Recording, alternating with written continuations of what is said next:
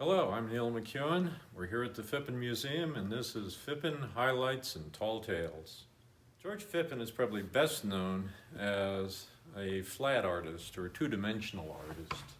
At an early age, George demonstrated both the talent and interest to chase art, but he also demonstrated a talent and interest in doing sculpture as well. And we'll talk about George and his experience with sculpture. In the 1950s, George had established himself as an illustrator and artist, and he wanted to get serious about doing sculpture. In the process of chasing that dream, George encountered some frustration and a few challenges.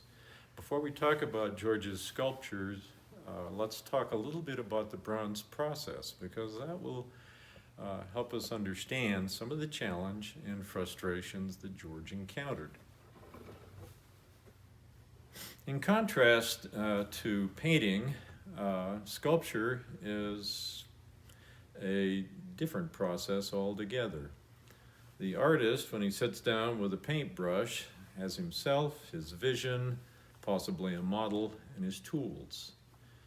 To effect a bronze sculpture, the artist has a vision, but the process of developing a sculpture is in a collaboration with other artisans and foundrymen.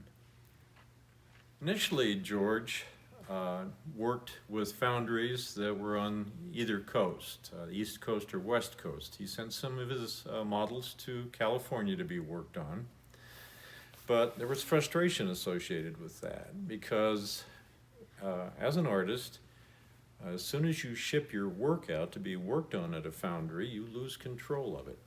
And what comes back may or may not be the vision that you had in mind. Let's look at the sculpture process a little bit.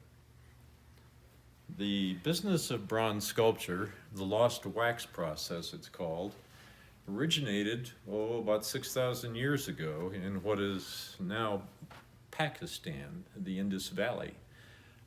It came to flower and full realization in the Bronze Age with the Greeks in about 2000 BC.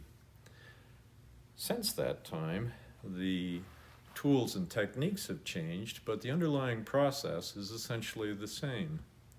And we'll walk through that for a couple of minutes.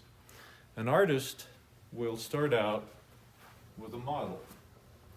Usually an artist will start with a clay model, and in a lot of cases, that's the last time the artist is involved.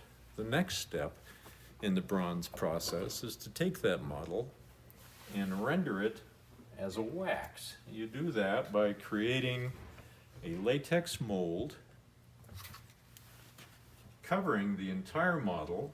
Peel the mold off, you wind up with a negative of the original model. Into that you pour hot wax. As I like to tell the kids, this is the same process that's involved to make a chocolate bunny. This chocolate bunny, or in this case the wax cowboy, goes off to a foundry. The foundry and the foundrymen at that point look at it, and from a metallurgical point of view, they ask themselves, how can I cast this character? And they add their piece to it. A pouring cup and this red stuff, which we call spaghetti, which are gates and sprues, so that in the process of creating, in the process of pouring bronze, air has a place to go and bronze has some place to go. This will be explained a little better as we walk over here. That wax, the gates and the sprues and the pouring cup are all encased in a ceramic shell. Surrounds the whole piece. This is a cutaway view of a ceramic shell. This is a complete ceramic shell.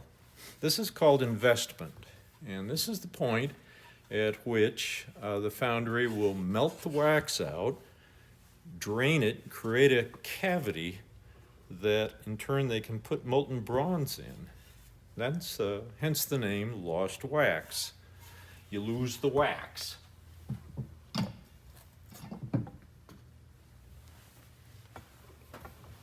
The foundry then will take and pour molten bronze at 2300 degrees into the cavity created by the investment, and this is what comes out. A cowboy, sprues, a pouring cup, but all now in bronze. Foundry then cuts all of the extraneous pieces off, and we come back to cowboy finally. The last artisan involved is the patina artist, and that gentleman will color the bronze. This is classic cowboy brown, they call it, but you've got a range of colors that the patina artist can apply to achieve whatever the artist is hoping to realize with his work. And this is one of George's early pieces. This is called Chow Time, and it is given every year as the Phippen Family Award at the Memorial Day show. As you can see from this, there's quite a lot of hands involved in realizing a sculpture. It is a creative process that constantly involves creation and destruction. The artist creates an original model. That model winds up being destroyed as you pull a latex mold off of it. That latex mold is used to create a wax. That wax is destroyed when you melt it out of the investment. The investment, when you pour molten bronze into it, the investment is destroyed, and what you're left with is the bronze. So at each step, you're relying on the good efforts of other artisans and craftsmen to realize your vision. This is the problem that George encountered. He'd send his work off, and there's just no telling, unless you've got a very good relationship with your foundry, there's just no telling what's going to come back. It may or may not realize the vision you had in mind for your work.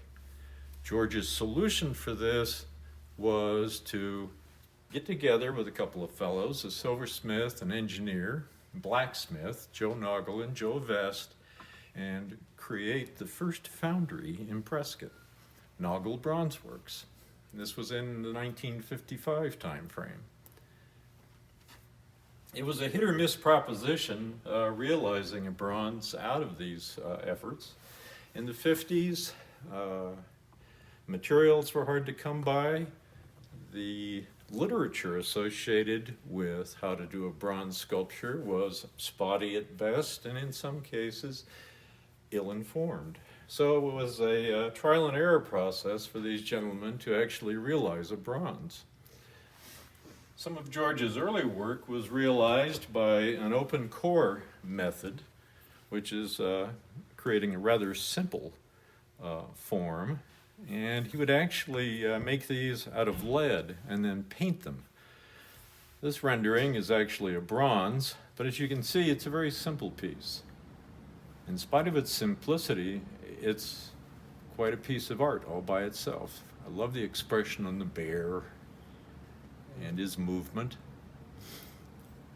Demonstrates a pretty good understanding of anatomy.